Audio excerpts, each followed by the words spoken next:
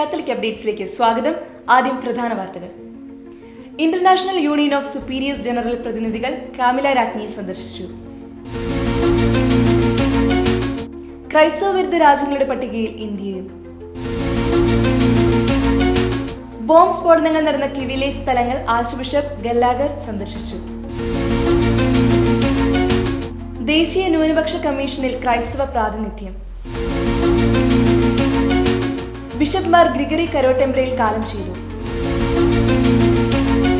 വാർത്തകൾ വിശദമായി. International union of superiors ജനറലിന്റെ പ്രതിനിധികൾ കാമില രാജ്ഞിയെ സന്ദർശിച്ചു. ഒരു വർഷത്തിനു ശേഷമാണ് സിസ്റ്റേഴ്സ് കാമില രാജ്ഞിയുമായി കൂടിക്കാഴ്ച നടത്തിയത്.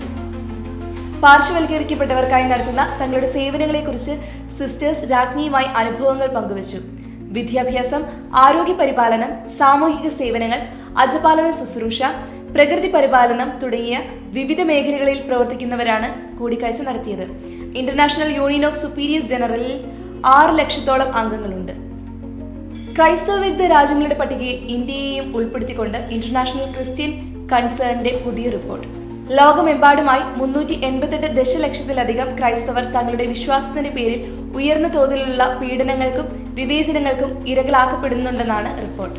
ഇന്ത്യക്കൊപ്പം ക്രൈസ്തവ വിരുദ്ധ രാജ്യങ്ങളുടെ പട്ടികയിലുള്ളത് നൈജീരിയ, നിക്കരാഗ്വ, സിറിയ എന്നീ രാജ്യങ്ങളാണ്. റഷ്യൻ മിസൈലുകൾ നാശനഷ്ടങ്ങൾ വിതറിയ യുക്രൈനിലെ Kyiv archbishop Paul Richard Gallagher സന്ദർശിച്ചു.